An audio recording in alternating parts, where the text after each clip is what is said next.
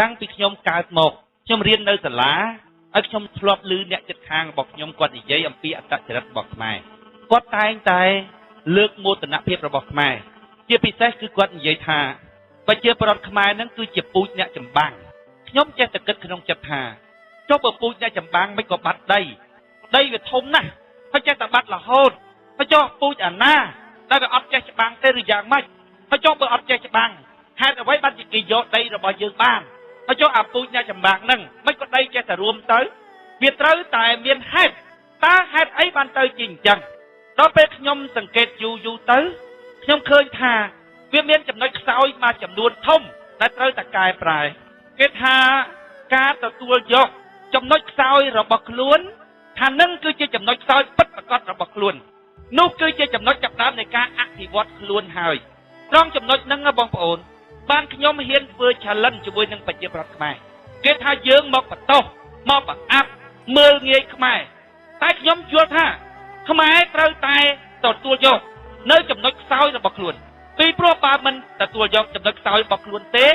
ចំណុចចាប់ផ្ដើមនៃការកែប្រែក៏អត់មានដែរអញ្ចឹងបានមានពេលខ្លះខ្ញុំនិយាយលេងខ្ញុំនិយាយថាគេថាពូជខ្មែរពូជចម្បាំងខ្ញុំថាអញមើលទៅមិនឃើញពូជច្បាំងផងអញឃើញតែពូជឆ្លោះហើយឆ្លោះនឹងទៀតសោតបកាយឆ្លោះតែគ្នាឯងដល់ពេលទៅក្រៅអញញប់អញ្ចឹងមែនអត់ហើយមើលហេអានឹងមើលងាយខ្មែរត្រូវតែចេះលើកតម្កើងខ្មែរខ្ញុំថាអញអត់ចេះលើកតម្កើងសោះអាដាក់ក៏មិនចេះដាក់អាលើកតម្កើងក៏មិនចេះលើកតម្កើងអាឃើញបណ្ណាថាប៉ុណ្ណឹងហ្មងគណៈបកខ្លះគេមានគោលនយោបាយលើកតម្កើងស្ត្រីអ្នកសារព័ត៌មានច្រើនណាស់គេសួរគណៈបករបស់យើងថាតើមានគោលនយោបាយលើកតម្កើងស្ត្រីខ្ញុំថាស្ត្រីស្មើមកខ្ញុំតាំងពីយូរដឹងលើកទៅកន្លែងណាទៀតអ្នកលើកនឹងប្រហែលដាក់គេនៅក្រោមញ៉ាបានលើកយកមកដាក់ឲ្យស្មើនេះឬក៏គេនៅស្មើហើយផងលើកឲ្យខ្ពស់អាលើកឲ្យខ្ពស់ក៏អត់លើកអាមើលងាយដាក់ទៅក្រោមក៏អត់មើលងាយក្នុងចិត្តរបស់យើងគឺស្មើតាំងពីយូរប៉ុន្តែស្ត្រីខ្លួនឯងតើដែលធ្វើចរិតមិនឲ្យខ្លួនឯងនឹងស្មើនឹងអ្នកដទៃ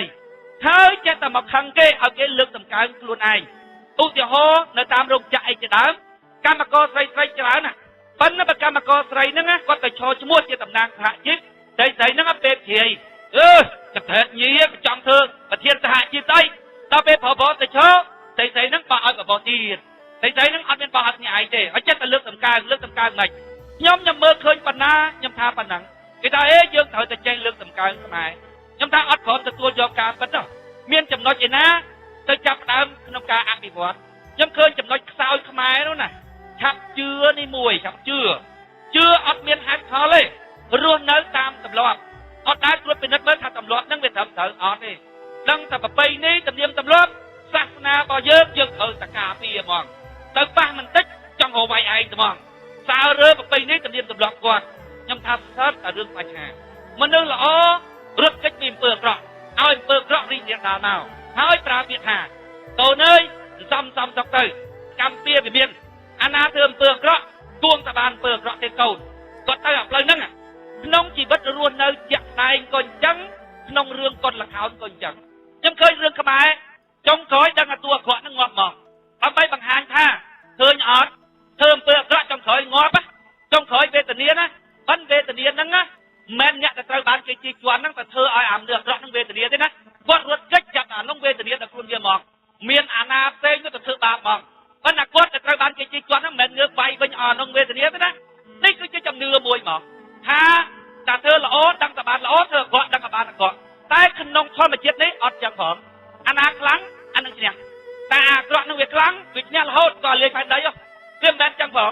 ក្នុងធម្មជាតិពិតអាណាខ្លាំងអានឹងឈ្នះប៉ុន្តែក្នុងសតិអារម្មណ៍របស់ប្រជាប្រដ្ឋខ្មែរទាំងក្នុងជីវភាពរស់នៅក៏ចឹងទាំងក្នុងកុនល្ខោនអប់រំក៏ចឹងគឺថាចុងក្រោយតួអាក្រក់នឹងដឹងតែងាប់ដឹងតែវេទនាប៉ុន្តែមិនមែនកើតឲ្យកណ្ដាប់ដៃអ្នកដែលត្រូវបានជាធ្វើបាបនោះគាត់ងើបតវ៉ាទេវាទៅជាមានរឿងស្អីណាថាក់ទៅដូចជារឿងប្រអិនប្រព្រំវាសនាគូមកថាអំពើអាក្រក់ចឹងវាត្រូវតែរលាយនៅថ្ងៃណាមួយមិនខានក៏ទៅចឹង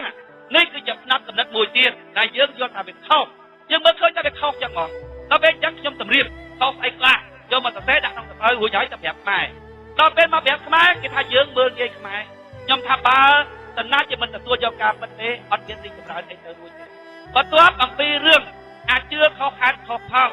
អត់មានទុកចិត្តទៅលើកតាប់ដៃរបស់ខ្លួនឯងមនុស្សល្អតំណំសសក់អត់បានបំពេញតួនាទីជាមនុស្សល្អដាច់វាយអំពើអាក្រក់ក្រៅពីហ្នឹង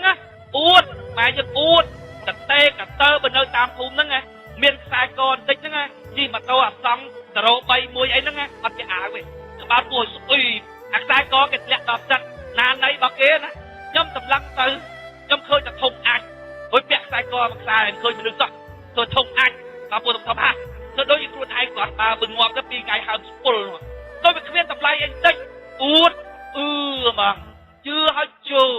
ឲ្យតែគេតសៅទៅចឹងអាខឹងពីណាពីណីក៏ដោយឲ្យតែគេនិយាយល្អហ្នឹងទៅហើយបើថាខឹងដាច់ក្បាលដាច់កតុយហ្នឹងថាអញមិនអត់គ្រោះឲ្យវាទេប៉ុន្តែឲ្យគេមកនិយាយល្អតិចតិចហើយម៉ែយើងចឹងហើយរឿងច្បាំងទៀតសោតគេថាខ្មែរយើងបកាយច្បាំងខ្ញុំមិនដឹងយ៉ាងម៉េចខ្ញុំច្បាំងឲ្យចេះតែបាត់ស្រី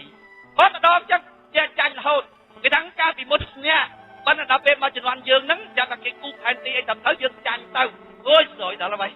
កាលពីបានអាធំហ្នឹងគូផែនទីឲ្យរបស់យកគិតតបទៅខ្ញុំប្រមូលអាចរិចខ្សោយហ្នឹងមកដាក់ម្ដុំរួចហើយចាប់ដើមមកបញ្យល់ខ្មែរឲ្យទទួលយកធំជាងគេបំផុតខ្ញុំឃើញខ្មែរណាអត់ត្រូវក្បាលហ៎អាហ្នឹងអាពាក្យដែលគេថាខ្ញុំមើលងាយហ្នឹងពាក្យអញ្ចឹងបងប្អូនចាណាមើលងាយក៏និយាយការពិតនោះអាគេនិយាយថាបងប្អូននេះបងប្អូនមិនមែនល្ងងទេបងប្អូនឆ្លាតប៉ុន្តែបញ្ហាទាំងអស់ហ្នឹងមកពីអ្នកដឹកនាំអានោះមើលងាយចំតួមកគេថាជើងហ្នឹងល្ងងណានិយាយអញ្ចឹងឃើញតែចោលថាវាបោកទេអានោះបានមើលងាយបងប្អូនមើលច្បាស់មើលងាយថាយើងទីបាយស្លោកថាយើងដឹកចោលអីទេណាប៉ុន្តែការពិតគឺយើងល្ងងមែនណាបងប្អូនខ្ញុំណាបងប្អូនដឹងយ៉ាងម៉េចទេណាកំណើតកើតជាមកហ្មងអានៅមិនសុខឈឺឆ្អាលបើខ្ញុំមិនខុសទេខ្ញុំតវ៉ាមិនឈប់កំណើតកើតជាមកហ្មងម្ដាយមីងខ្ញុំមានពេលខ្លះគាត់អាយុរៀងស្តៀងខ្ញុំដែរអូនទៅរបស់ម៉ែខ្ញុំប៉ុន្តែអាយុគាត់បងខ្ញុំតិចទេលេងទៅជាមួយខ្ញុំហើយដល់ពេលខ្ញុំយល់ថាខ្ញុំត្រូវខ្ញុំបកាយមួយគាត់អត់ឈប់ទេមានពេលខ្លះគាត់អត់ព្រមចាញ់ខ្ញុំគាត់ឈប់ហើយដល់ពេលម៉ែខ្ញុំហៅមកសួរទាំងដៃមីងខ្ញុំគាត់និយាយថាម៉េចទេអាហ្នឹងវារឹងពេកខ្ញុំដឹងថាកន្លែងហ្នឹងវាត្រូវប៉ុន្តែវាមិនព្រមចាញ់ម្ដងសោះចាញ់យ៉ាងម៉េចបងប្អូនមិនត្រូវតែរហូតគាត់ថាឲ្យវាមានចាញ់ខ្លះមើលថាចាញ់យ៉ាងម៉េចបើកន្លែងហ្នឹងត្រូវថាអាហ្នឹងតវ៉ាមែនvậyនេះអញ្ចឹងអាហ្នឹងកំណើតមកបងប្អូនខ្ញុំកំណើតគេនិយាយពីបុគ្គលិកលក្ខណៈរបស់អ្នកដឹកនាំគេមិនមែនពុតមនុស្សដែលអត់មានលក្ខណៈជាអ្នកដឹកនាំឲ្យទៅជាមានលក្ខណៈអ្នកដឹកនាំទេបងប្អូនគេគ្រាន់តែធ្វើការកត់សម្គាល់ឧបមាថា